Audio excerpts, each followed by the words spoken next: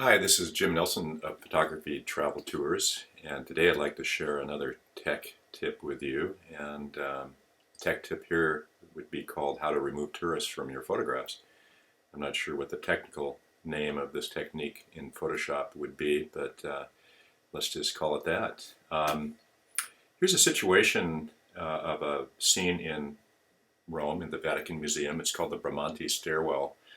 And a couple challenges here photographing this scene. The first challenge is there's a lot of people in the image in the scene. There's almost always people coming down this stairwell. So it's pretty difficult to find a period of time, even a 5-second period of time, where you would not find any people in the photograph.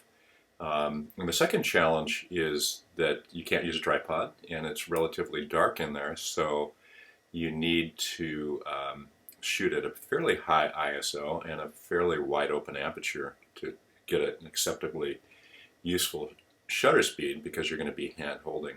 So I'll cover the first topic here or the second topic about how I shot this and exposure and so forth. I'm in Lightroom, and over here you can see my histogram, and up here you can see the stats of what I used for my camera settings. In order to achieve an acceptable shutter speed of 1/30th of a second, which is acceptable but also somewhat marginal, you have to be pretty steady when you're photographing at 1/30th of a second. I do not have image stabilizing on this particular lens, so I had to rely on being very steady, hand holding. So I bumped the ISO up to 1600. I shot with a 16mm lens on a full frame, so it's ultra wide. And then I used f5.6 as an aperture to get a good exposure. And you can see the histogram here. Actually, I had to increase the exposure in Lightroom by half a stop to bring it up to this level here. So also another issue that I want to point out too, kind of a third thing to consider, is being that I'm shooting with a fairly wide aperture, depth of field could be an issue, a challenge. Wide-angle lenses are a little more forgiving with this, quite a bit more forgiving for depth of field.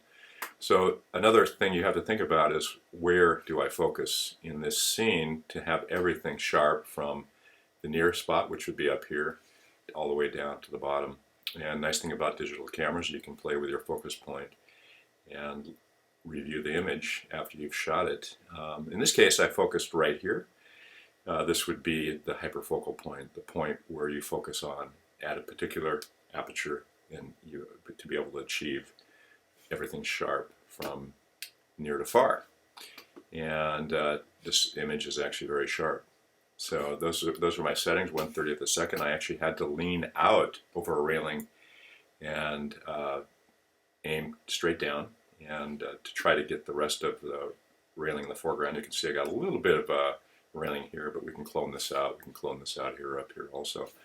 So the technique here is to take multiple images of the same scene, keeping as steady as possible. And what you want is the people in the scene to be moving. This isn't the perfect example because it doesn't have a lot of people in it. Believe me, there were situations while I was here where there were many, many more people. But I'm just going to run through the sequence of images that I shot of this scene. But first of all, here's 9 images I shot. You can see from left to right. And then also the last shot I took pictures of my 2 fingers. This tells me that there's a sequence of images here when I bring them back into Lightroom that were shot in sequence, and it just reminds you to pay attention to that there is a sequence there before those 2 fingers. You could take an image of your finger here on the left, of one finger, but I find that if I just do the one shot at the end, it tells me that the sequence before that, there's something special going on there. I have to pay attention. So I'm just going to run through these images and just show you. You can see down here at the bottom there is some people coming down the stairs, and they're moving. So it's important for them to be moving from frame to frame. And you can see here in actually the first image of the sequence, there's somebody right here. The second, she's moving. Third, she's gone. She must have gone over here. And there are these people now. And if a person was standing in like more than one frame, chances are they would show up in this process we're going to be showing. This process, by the way, involves Photoshop. You need to have the current version of Photoshop to do this. So on these 9 images, I have them all selected. I did my edits in Lightroom here. Basically, I adjusted the exposure. I brought the highlights down, mainly for this area right here.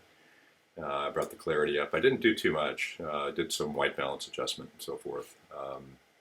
So you could come in here and play with the white balance eyedropper, do something like that and see what it does. See how it really changed the color. It took a lot of the yellow out. I'm not done necessarily like that, so I'm going to go back, and this is certainly something you could play with after you've done the processing. So just make sure that once you process one image, you sync it with all the others in Lightroom. I did do some sharpening. I brought the sharpening up to 83. No noise reduction. There was no noise to worry about in this image. So once you have your images all processed and selected in Lightroom, you want to go up here and go to Photo. This is in Lightroom. Edit in, and then open as layers in Photoshop. So this is going to take a little bit of time. I'll pause here and come back when this is done.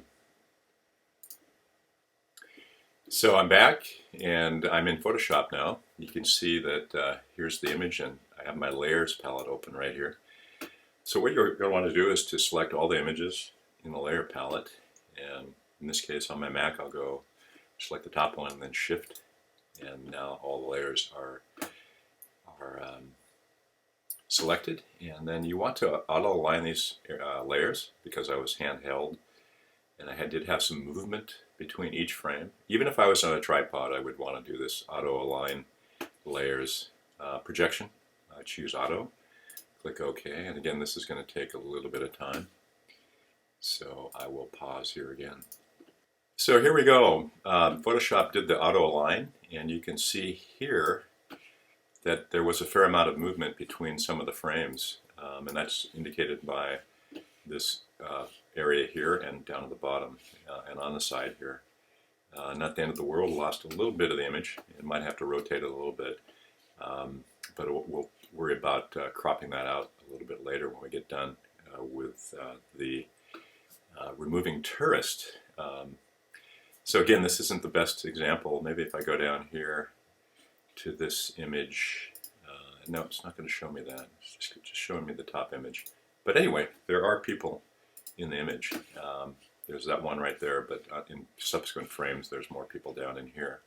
So the next step is we want to convert this group of layers into a smart object. So we go up into Layer in Photoshop and go to Smart Object, Convert to Smart Object. So this is going to take a few minutes, and I'm going to pause again and get back to you. So I'm back here, and Photoshop has done its job and converted all those layers, the 9 layers that we had images, into a smart object. And so here's the next step and the final step for removing the tourist. You want to go back to Layer and scroll down to Smart Objects and come down here to Stack Mode and choose Median. And this is again going to take some time, so I'll pause. And just remember that there are in the various images of 9 images, there are people down in here that are moving, and this technique is going to take those people out. Okay, we're done with the technique of removing the people, the tourists in the scene, and as you can see there is no evidence of people in this shot. Again, this is an image that was created with 9 separate exposures, and just to show you, I'll enlarge this image up to 100%, and we're going to drag around and look at it, and I'll look at the very thing that would be the top part of the image here, nearest to the plane where I was standing. You can see it's extremely sharp. Go down to the bottom, it's also very sharp, and there's really no noise in this image, maybe a little bit in here. Back to 0, and to finish it off, we can come in here and crop out the this particular area that was sacrificed during the auto align. Bring this up here. So this over a little bit.